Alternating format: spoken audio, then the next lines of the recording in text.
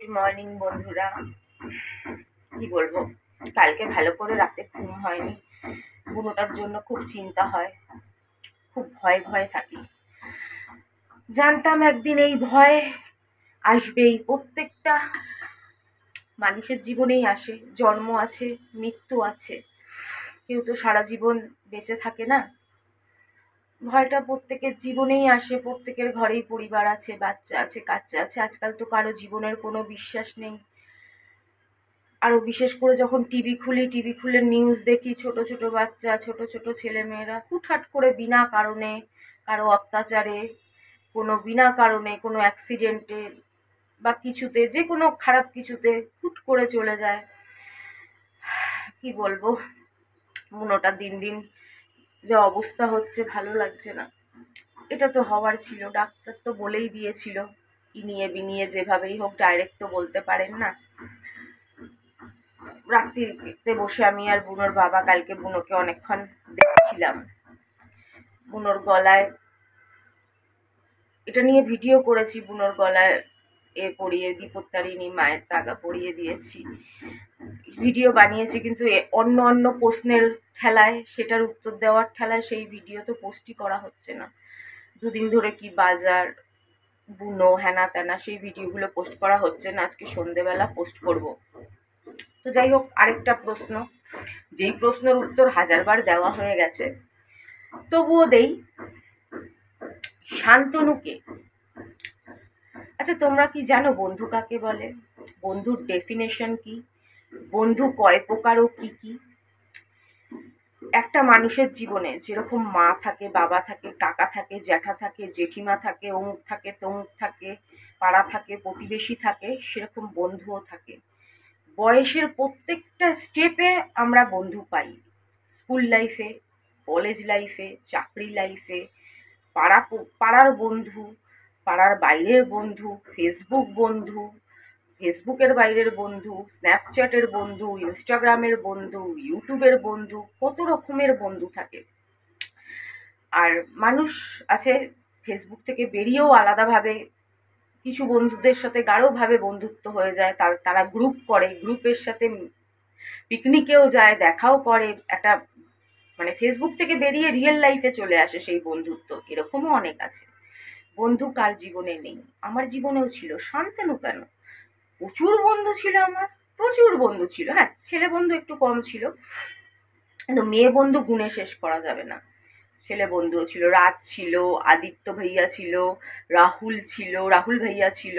মানে ওরা প্রথমে আমি যখন দেখেছিলাম তখন নাম ধরেই ডাকতাম, কিন্তু পরে যখন জানলাম রাজীবেরও ওরা বন্ধু। যেহেতু আমরা একটা জায়গায় যেতাম, আমরা সবাই একটা জায়গায় আড্ডা মারতে যেতাম, টাইম স্পেন্ড করতে যেতাম। পরে দেখি সবাই সবার সাথে বন্ধু, যেহেতু একই জায়গায় যেতাম। তো আদিত্য ভাই আর রাহুল ভাই, তখন আমি যখন দেখলাম রাজীবের বন্ধু, তখন ওরা শুধু বন্ধু থেকে হয়ে গেল ভাইয়া, রাহুল ভাইয়া, আদিত্য ভাইয়া।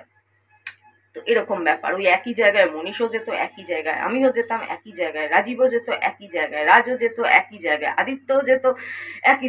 ধরো একটা পার্ক, সবাই ওখানে বিকেলবেলা হাঁটতে চলতে যায়, সবাই সবাইকে চেনে, মানে এরকম একটা ব্যাপার। কিন্তু আমি সেটা জানতাম না যে সবাই সবাইকে চেনে। কেন, তোমরা তো জানো আমায় যে আমি না মানুষের পার্সোনাল ব্যাপারে খুব নাক কম গলাই, তাই আমার নাকটা ভালো। যাই হোক, তো ওর জন্য আমি না এগুলো কম জানতাম। পরে দেখি সবাই সবার বন্ধু। তো এই হচ্ছে কথা। তো সেরকমই শান্তনু ওখানে আড্ডা মারতে যেত না। শান্তনু অ্যাকচুয়ালি আমার কাজের থ্রুতে আমার বন্ধু হয়েছিল। আমি যে ডান্সের কাজ করতাম সেখানে শান্তনু যেত, সেখান থেকে আমার বন্ধু হয়েছিল। কিন্তু এত ভালো, এত ভালো মানুষ যে মানে মেয়েদের মধ্যে তানিয়া আমার বেস্ট ফ্রেন্ড ছিল। তো চোখ বন্ধ করে বলা যেতেই পারে ছেলেদের মধ্যে শান্তনু আমার বেস্ট ফ্রেন্ড। কিন্তু শান্তনুকে নিয়ে মানুষ প্রশ্ন করে কেন আমি জানি। মানুষ প্রশ্ন করতো না যদি আগে আমি ইউটিউবটা আরো 2 বছর আগে চালু করতাম, 2-4 বছর আগে চালু করতাম। অনেকেই দেখছি ইউটিউব কোন জন্মে থেকে করে, আমি তো মনে হয় তখন জানিও না যে মানুষ ইউটিউব করে, ইউটিউব পয়সা দেয়, এসব জানিও না। একটু আগে থেকে করতাম 2-3 বছর, তাহলে আর শান্তনুকে নিয়ে এই প্রশ্নটা থাকতো না। আরো আগে করতাম তাহলে তো আরো, তখন হয়তো ইউটিউব ছিলই না মনীষের টাইমে, মনীষের সাথে যখন ছিলাম 12-13-14 বছর আগে। তাহলে আরোই প্রশ্ন করতো না, তাহলে দেখতে পারতো যে শান্তনুর কাছে আমি নয়, কে যায়নি, কে যায়নি আড্ডা মারতে বা টাইম স্পেন্ড করতে। মনীষ গেছে, বুনোর বাবা অজিত গেছে। তখন শান্তনুর বাড়ি ছিল হলদিরামে, এয়ারপোর্ট হলদিরাম। নিজের ফ্ল্যাট ছিল, মানে শান্তনুর বাড়ি না ওটা, শান্তনুর বাড়ি তো বর্ধমানে, শান্তনুর বাড়ি বর্ধমানে আর আমাদের পাড়ায় মুচিবাজারে, মুচিবাজারের ছেলেও, মানে একদম পাশাপাশি পাড়ার ছেলে। ওর বাড়ি ছিল হলদিরামে, সেই বাড়িতে কে যায়নি। আমার বান্ধবীরা সব সময় বলতো, কেউ কেউ থাকে না একা খেতে পারে না, এইটার চেয়ে বেশি এইটা, যাই হোক একা খেতে পারে না, ওর চেয়ে একটু বন্ধু বান্ধব, একটু গল্প করব, খাবো, আমায় ফোন করতো, কিরে আয় না, আয়, নিয়ে আয়, কেউ আছে নিয়ে আয়, সব আড্ডা মারবো, চলে আয়, হবে, মানে এই টাইপের একটা। পয়সার তো মা বাবা নেই, কোটিপতি, কোটিপতি আরবপতি বললেই ঠিক হবে আমার মনে হয়, মানে কোটিপতি তো বলাই যাবে, আরবপতি বললেও চলে মনে হয় আমার। ওই যে আমি কারো পার্সোনালে ঢুকি না, ওর জন্য মনে হয় এটা বলছি, আরবপতি বললেই চলে।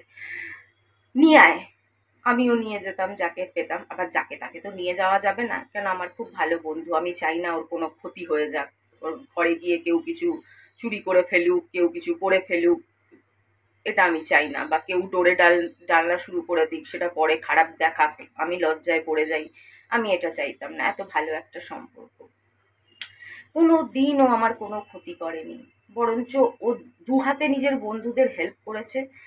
আমাকেও জিজ্ঞেস করতো, তোর কিছু প্রবলেম হলে আমায় জানাস, তোর কিছু প্রবলেম হলে আমায় জানাস।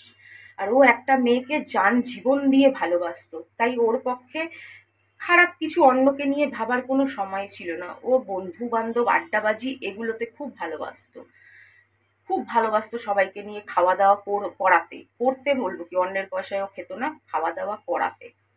যাদের প্রচুর পয়সা থাকে, মনীষেরও কিছুটা তোমাদের বলেছি এরকম মেন্টালিটি আছে। ওর মনীষের মানে মেয়ে ছেলেবাজি প্রচুর ছিল, কিন্তু মেয়ে ছেলেবাজি থাকলে কি হবে, ওর না শোয়ার দিকে, শুয়ে পড়বো ওই দিকের টেন্ডেন্সিটা একটু কমই ছিল। ওর ছিল খালি দেখবে, কথা বলবে, রসিয়ে রসিয়ে গল্প করবে, মানে এই সবগুলো বেশি। আর শান্তনুর তো সেটাও নেই, ওরও সেই ওই রসিয়ে গল্প করবে ওটা না, ও শুধু ফকটামি আড্ডা, মানে বন্ধুরা যেরকম, বন্ধু সার্কেল যেরকম হয়, তুই তাকারি খিস্তি খামারি, আড্ডা, হাহা হাসাহাসি, তখন ওর প্রেমটা ঠিক ছিল। তার জন্য এরকম মুডে থাকতো, সবাইকে ডেকে নিয়ে আয়, হাসাহাসি ঠাট্টা ঠাট্টি হই হুল্লোড়, নানান রকম চিৎকার চেঁচামেচি, মিউজিক, খাচ্ছি দাচ্ছি, মানে আর কি খাবি বল, তুই কি খাবি বল, যখন মনীষ যেত, মনীষ কি খাবে বলো, অজিতকে, অজিত দা কি খাবে বলো, মানে এরকম টাইপের একটা। কিন্তু যখন ওর প্রেমটা ব্রেকআপ হয়ে গেল, তখনও না কিরকম মানে নিজে, তারপরে ঘটনা ঘটলো, ওর এই ফ্ল্যাটটা বিক্রি করে দিল, ওকে বিক্রি করে দিতে হলো। আগেও বর্ধমান যাওয়া আসা করতো, কাজটা ওর বাবাই বেশি সামলাতো। করোনা হওয়ার পরে ওর বাবা একদম করোনায় আক্রান্ত হয়ে খুব অবস্থা খারাপ হয়ে গেল, একবারে বিছনা বিছনা শয্যাশায়ী টাইপের অবস্থা, তখন ওর নিজের ঘাড়ে কাজটাকে নিতেই হলো। তখন ও ঠেলে পুড়ে ওর নিজের যে বিজনেস, সেটা ওর বাবার বিজনেস, চালের অনেক মিল ঠিল আছে বর্ধমানে, অনেক চালের মিল আছে, সেখানে ওকে ঠেলে ঠুলে নামতে হলো। তাই ও এটা বিক্রি করে দিল, এখানে আর থাকা যাবে না, কেন রেখে দিয়ে কি করবে, ওর বাবাই মনে হয় বলেছে এখানে বিক্রি করে দেয়, কেন এখানে আর আসা যাওয়া আর করা যাবে না। তো চলে গেল বর্ধমানে, আর সেই টাইমটাই হয়ে গেল ওর ব্রেকআপ। ফোন করতো, বুঝতে পারতাম খুব কষ্টে আছে, খুব কষ্টে আছে, খুব কষ্টে আছে। তো একদিন বললো, কি রে আসবি, আমি বললাম বর্ধমানে আসবো, বলে আয় না, মন ভালো লাগছে না, আয় মাল খাবো। আর সেই, আর সত্যি কথা বলতে দেখো, ফকটে খেতে কার না ভালো লাগে, বন্ধুরটা মেরে খেতে কেউ স্বীকার করুক না করুক, বন্ধুরটা মেরে খেতে কার না ভালো লাগে, পকেটে খেতে কার না ভালো লাগে, পকেটে ঘুরতে কার না ভালো লাগে। আমি তখন ইউটিউব করি, আমার চাই কন্টেন্ট। আর সত্যি কথা বলতে একটা টাইমে তো খেতাম মাঝের মধ্যে, ডিস্কোতে গেলে, কোনো পার্টিতে গেলে, বন্ধু এত বান্ধবী, তাদের জন্মদিন, তাদের ছেলে মেয়েদের জন্মদিন, সবসময় একটা পার্টি ভাইব, পার্টি মুড ছিল যখন। আর তার আগেও যখন হোস্টেলে থাকতাম, আসল হোস্টেলে, বান্ধবীর বাড়িতে টাকা দিয়ে থাকার কথাটা বলছি না, সেটা তো পরে, তারও আগে যখন অ্যাকচুয়ালি রিয়েল হোস্টেলে থাকতাম, তখনও তো দেখেছি হোস্টেল লাইফ কাকে বলে। একটা মেয়ে এয়ার হোস্টেজ, একজন নার্সিং ট্রেনিং নিচ্ছে, কেউ কলেজে পড়ছে, তাদের সাথে আমি হোস্টেলে থেকেছি 7 মাস। আমি জানি হোস্টেল লাইফ কাকে বলে। সব ভালো ভালো ঘরের ছেলে মেয়ে, কিন্তু রাত্রি হলেই এইটা চাই, জয় ভোলে বাবা চাই, অনেক কিছুই চাই। এটাই হোস্টেল লাইফ। তোমরা স্বীকার করো চাই না করো ভাই, তোমরা এগুলোকে খারাপ বলো চাই না বলো, হোস্টেলে কিন্তু এরকমই হয়। হোস্টেলে এরকমই হয়। যারা হোস্টেল লাইফ কাটিয়েছে তারা বলবে হ্যাঁ 100% আমি সঠিক কথা বলছি। তো করেছি, খেয়েছি কখনো কখনো, তো মানে মাঝে মাঝে মনে হয় নিজের পয়সা তো পার্টি করতে পারি না আমরা। বছরে একদিন হোলিতে জানো বুনোর বাবা একটু আনে, খাওয়া দাওয়া তো আর সেরকম হয় না বাইরের হোটেলের, তো তার প্রতি একটা ক্রেজ তো থাকবেই। এক টাইমে এত হোটেলের খাবার খেয়েছি, তো ভাবলাম যে ঠিক আছে ডাকছে যাই, আমার ইউটিউবের ভিডিও হয়ে যাবে, আমার কন্টেন্টও হয়ে যাবে, আর ফকটে খাওয়াটা সবচেয়ে বড় কথা, আর বন্ধুর পাশে থাকাটাও বড় কথা। মানে ও আমার বিপদে আপদে পাশে থেকেছে। আমরা কত চ্যালেঞ্জ করতাম, চ্যালেঞ্জে হেরে যেত, আমাকে এটা দিতে হবে, এরকম চ্যালেঞ্জ আমি আমার তানিয়ার সাথেও করতাম, কিন্তু তানিয়ার তো আর অত সামর্থ্য নেই যে দামি কিছু দেবে। তানিয়া খাওয়াতো, হেরে গেলে এটা খাওয়াতে হবে, পুরো তোর খরচা, বিরিয়ানি খাওয়াতে হবে, চাপ খাওয়াতে হবে, অমুক করতে হবে তমুক করতে হবে, এরকম বাজি তো লাগিয়ে বন্ধুদের সাথে অনেক করেছি। ও শান্তনু কত বাজিতে হেরে গিয়ে কত কিছুকে, একবার তৃণমূল, আমি বলেছিলাম তৃণমূল জিতবে, ও বলেছিল তৃণমূল হারবে, তখন ওই একটা গিফট দিয়েছিল, ওই কি যেন পলা, পলা গ্রিন কালারের পলা। আসলে ও বলেছিল তুই যা চাইবি তাই দেবো, কিন্তু আমি তো সেরকম নই। আমি যদি একটা, হয়তো ও বলে ফেলেছিল আরো কিছু দিতে হলে বাধ্য হতো, কেন বাজি হেরে গেছে ভাই, বড় লোকের ছেলে বাজি হেরে গেছে, মুখ তো রাখতেই হবে। কিন্তু আমি কম দামেরই, যাই হোক, তো ওটা পরের কথা। তো আমি যেতাম, কি হয়েছে গেলে বন্ধুর কাছে মানুষ যায় না, বন্ধুর সাথে ঘুরতে, পিকনিকে যায় না, বন্ধুরা বন্ধুরা বন্ধুরা দীঘা যায় না, কত যাচ্ছে। আমি যে বৈষ্ণবীকে নিয়ে গেলাম, একটা গ্রুপ গেছিল পুরো।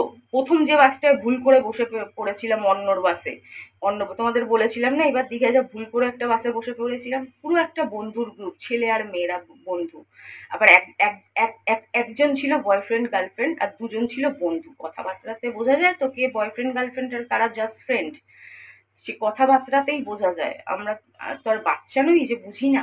একজন গার্লফ্রেন্ড বয়ফ্রেন্ড, তার কথা বলা বসা হাঁটা চলার তারিখে একরকম, আর যারা বন্ধু তাদের বসা কথা বলা অ্যাটিচিউড বিহেভিয়ার আরেক রকম। বন্ধুর সাথে বিহেভিয়ার একরকম, বয়ফ্রেন্ডের সাথে বিহেভিয়ার একরকম, কিন্তু দাম সবারই আছে, জীবনে সবারই একটা দাম আছে।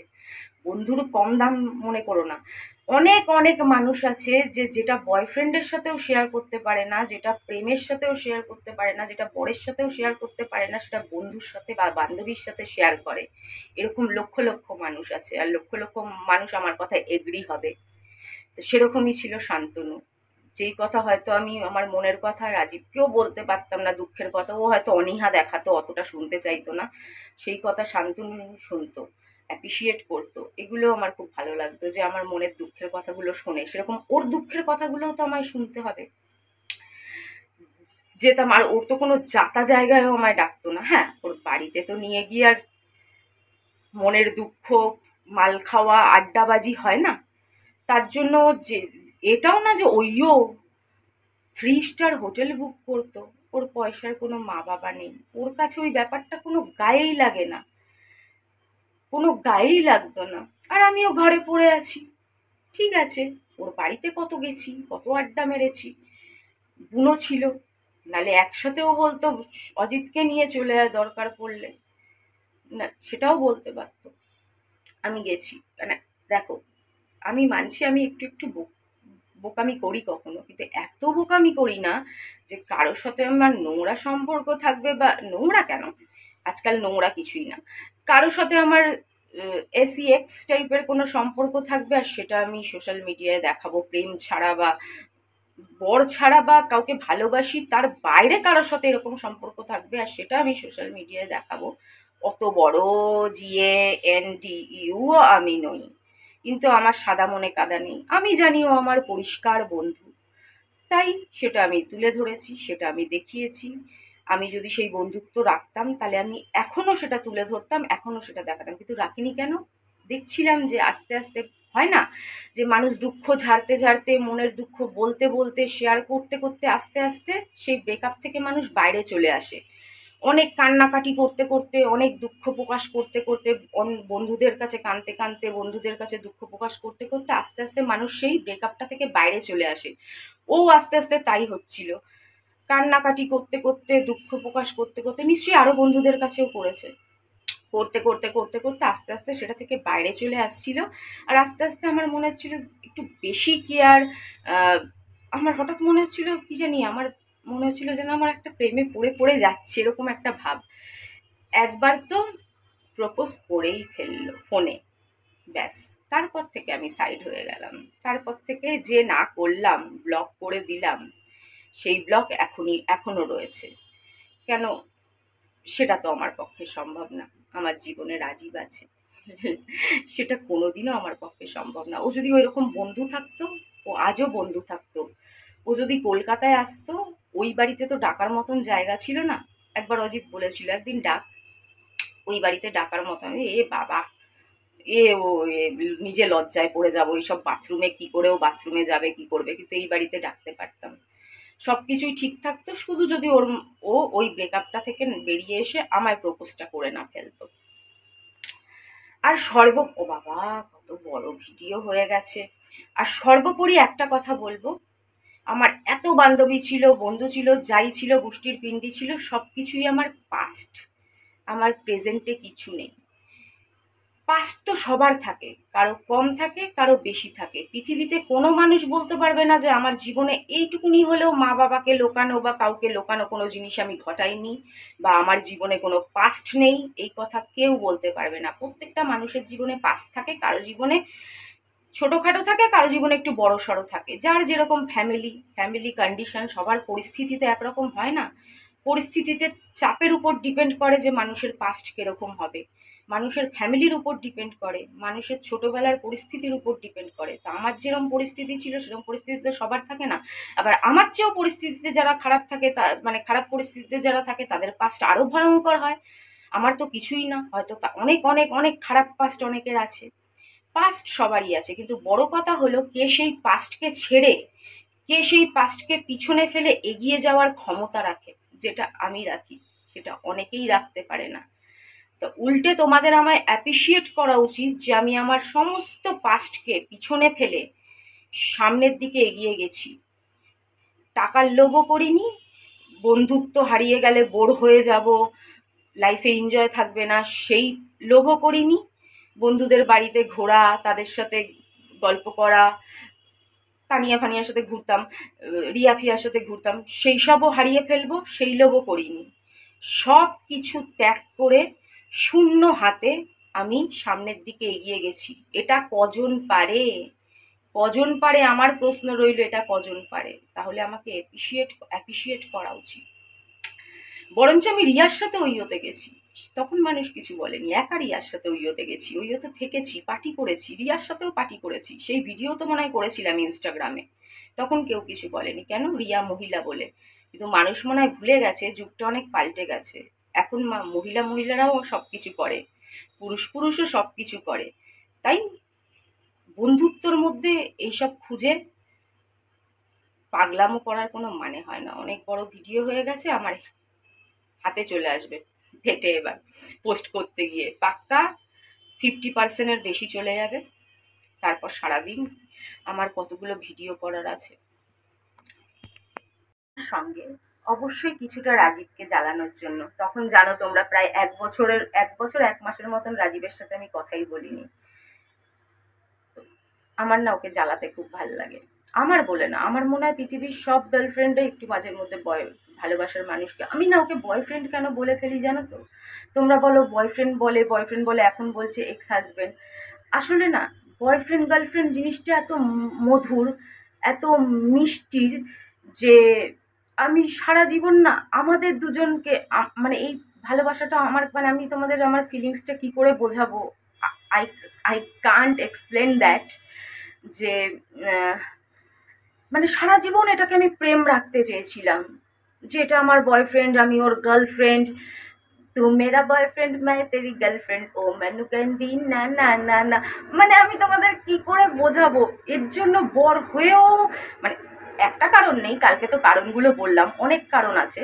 তার মধ্যে তো এটাও আছে যে আমি সারা জীবন এই বয়ফ্রেন্ড গার্লফ্রেন্ড ব্যাপারটাকে এনজয় করতে চেয়েছিলাম। আমি ঘর কি মুরগি হয়ে এক কোনায় পড়ে থাকতে, শাড়ি পরে সারাদিন রান্না করে সব শেষ করে একটা ঘরের কোনায় পড়ে থাকতে চাইনি। তো ওর জন্যই আমি আমার না প্রেম আর বয়ফ্রেন্ড ব্যাপারটা বেশি মুখ দিয়ে বেরিয়ে যায়। বাকিটা যেন আমি ভুলেই গেছি সব কিছু। আর আমার মনে হয় সারা জীবন এরম করেই বলে যাই, ওকে একটু জ্বালানোর জন্য। ওকে তো আমি জ্বালাতেই থাকি, দেখলে না বর্ধমান থেকে আসার সময় একটু থোড়াসা মুহ দিখা, থোড়াসা মুহ দিখা, এরকম করে যে কত জ্বালাতে থাকি। যখনই ওর সাথে দেখা করি ওকে এরকম জ্বালাই, আমার ভালো লাগে। তো একটু জেলেস হবে, এরকম নানান রকম কারণ ছিল, নানান রকম কারণ ছিল। বোঝা গেছে?